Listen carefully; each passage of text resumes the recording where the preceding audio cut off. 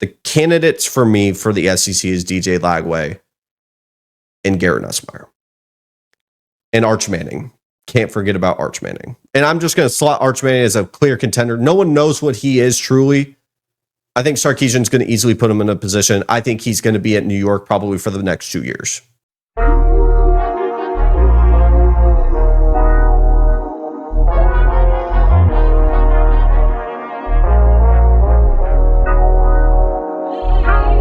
And I find this season very interesting when we're talking about the Heisman race as well.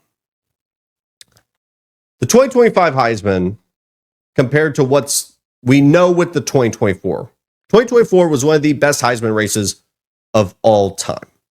Ashton Genty, Travis Hunter, Cam Ward, all duking it out for the Heisman. It was pure cinema as a fan. I mean, I cannot remember a Heisman race being more, I guess, not toxic, but combative between fans. A lot of nuance and discussions about what is a Heisman. How do you value a guy that plays two sides of the football compared to a group of 5 running back that put his entire program on his back and put up a season that we have not seen anywhere close to since, I guess, Barry Sanders. Then you have Cam Ward, the more traditional type of Heisman winner, very reminiscent of a guy like Jaden Daniels without, the dominance with the rushing attack, but an offense putting up so many points because they have to. Cam Ward walking into the building knowing that if I don't put up 40 points today, my team doesn't have a chance to win the game. But we shift to 2025, and my perspective on it, and I've talked about it before on my socials, which, by the way, I'm going to take a moment and just say, take a look at this channel. Take a look at the first 15 minutes. It's always going to be college football around here. But if you want more college football content, check me out at Tegan Randolph on all socials. You can see at the top right of your screen. We are producing daily content out over there, specifically on TikTok, and would love for you guys to give me a shout out over there because you're just going to get more college football content, and that's all I'm going to give for you because this sport is the best damn sport on the face of the earth. Let's talk about that Heisman.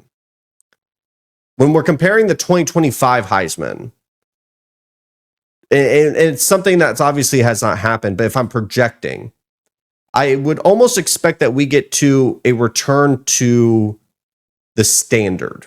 When we were talking about Cam Ward being the standard quarterback who puts his team on his back, puts up these incredible numbers, as I look at the landscape, yeah, we could talk about the Jeremiah Smiths of the world. We could talk about the Ryan Williams and the Jeremiah Loves. I find it unlikely for a couple reasons. Jeremiah Smith, the hype and the expectation is so high that it would take a lot for me to feel like he has achieved that standard. And he would have to take a couple steps further than that. I mean, people are talking about him as the greatest freshman of all time. I feel like the expectation is too far with a new offensive coordinator, technically, because Brian Hartline was a part of the system. He was the wide receivers coach. Now he's going to offensive coordinator. But still, a new quarterback as well, new basically everything within Ohio State. He's going to have these massive expectations and have to go a step further. I find that unlikely. Ryan Williams, I think, could put up a ton of points with a guy like Kalen DeBoer, Ty Simpson, a first-year starter. It's still very difficult for a wide receiver to even put up that many points. I do think the deficiencies in just Ryan Williams' skill set, I find it very unlikely that he puts up the numbers of like a Smitty. Although he does have a very similar archetype in just the frame that he does. But he does have a Steve Sarkisian getting him open in a lot of cases. Not to say, Ryan Grubb and Kalen DeBoer can't do it. I just think it's unlikely for a couple of the other reasons I'm going to talk about. And then for Jeremiah Love, the problem with Jeremiah Love is they're going to rely heavily on him. He got banged up towards the end of the season. I think Notre Dame is going to process that. They have Jadarian Price still. They're going to probably take his carries down just so that he could be more effective later into the season. It wouldn't shock me with how long these seasons have become that teams are going to go a lot less just dominant one running back type of systems. And I'm not even saying Notre Dame was like that, but it wouldn't shock me if they want to conserve him, especially knowing that they are very front loaded on a schedule. And that could definitely work in their favor for the long term, but I don't think it's going to help a Heisman case for a guy like Jeremiah Love if their schedule is front loaded. So let's talk quarterback, because I think quarterback is going to be the winner of the Heisman this year. It's a chalk pick. I find it very unlikely that we go back to back without a quarterback, especially knowing the talents that are here. So let's talk about some of the players here. Drew Aller, as improved as their wide receiver room is going to be, I don't see them passing the ball enough. They have two, first round day 2 picks at the running back position. They are going to play ball control football. Drew Aller would have to really reach his ceiling, whatever that may be, and put up incredible points for them to get him in the Heisman conversation. He will most likely, and it wouldn't shock me if he got an invite to New York. What would shock me is if he won the whole thing. Dante Moore out of Oregon, I think, is a player that could easily win it. He's like the best chance, I would say, out of the Big Ten. I wouldn't say Julian Sayin. As much as I just talked about Dylan Raiola, I don't know if he's got enough within that offense and the confines around it that he's going to put up the numbers to do so. That would be a massive jump, even for a incredibly talented player.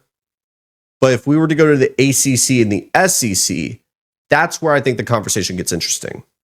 Cade Klubnik, I think, is the easy choice in the ACC. Carson Beck, Kevin Jennings, a lot of these players I think are interesting, but I don't think they will have the situation or put up the numbers to be in this conversation. I'm talking about true candidates to win it, not just get to New York to win the whole damn thing. Cade Klubnik, he's going to have an incredible opportunity against LSU week 1. He's going to have a very easy schedule throughout the rest of the season relative to like SEC and Big Ten standards. He's going to put up incredible points. That's just what's going to happen. I just don't know, with how you need the momentum to get you to the end of the season. He's going to have a marquee moment against South Carolina. He probably needs South Carolina to be a good team and for them to win that game in order for them to solidify his Heisman candidate or candidacy. I apologize. So I see Cade Klubnik as a true contender. In the SEC, it's a very long list. A lot of people will see me say the SEC's got a long list and they'll pull up the Big Ten.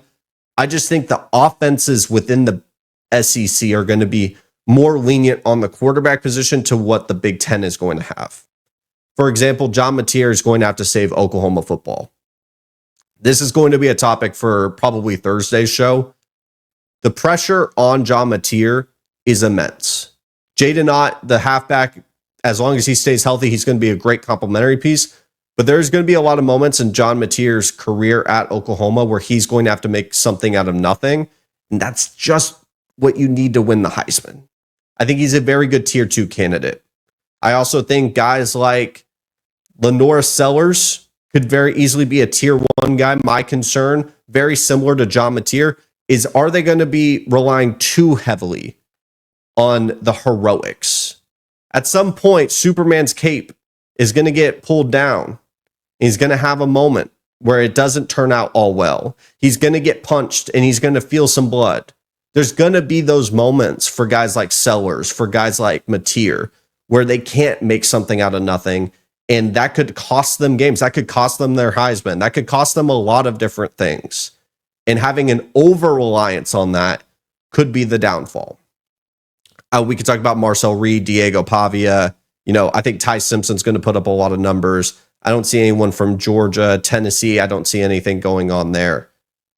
The candidates for me for the SEC is DJ Lagway and Garrett Nussmeier. And Arch Manning. Can't forget about Arch Manning. And I'm just going to slot Arch Manning as a clear contender. No one knows what he is truly. I think Sarkisian's going to easily put him in a position. I think he's going to be at New York probably for the next 2 years. Keeping it simple. Lagway, it's health.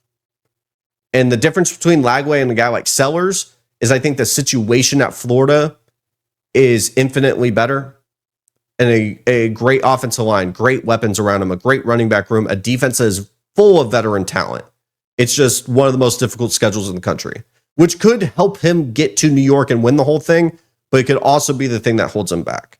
So I go to Garrett Nussmeier, who is probably going to be my Heisman pick. I'm not making it right now. We're going to wait till we get closer to week 0. But he has everything at his arsenal. I mean, put on Garrett Nussmeier tape, you're going to find some of the most insane layering of the football that you will ever see, and you'll see some of the most egregious picks you've ever seen.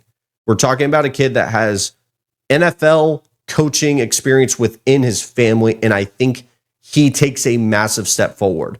If LSU can have some sort of consistent rushing attack, and if Nussmeier can just play some boring football, and when I say boring football, I mean just dumping the ball off to his playmakers and not trying to play the heroic, I'm going to fit it into this window because I know I can type of ball, which is going to be something that helps him win the Heisman, but that control is what's going to help him guarantee the win of the Heisman. And I think he's going to be completely set up through this schedule. If he walks into Death Valley at Clemson and wins, if he's able to get his revenge against Texas A&M, get his revenge against Alabama, there's so many spots throughout the schedule that I think LSU as a team is set up to bounce back, but I think Nussmeier and his skill set is really set up to potentially have LSU win 2 Heismans over the past 3 years. And I am very interested to see how all of these candidates turn out.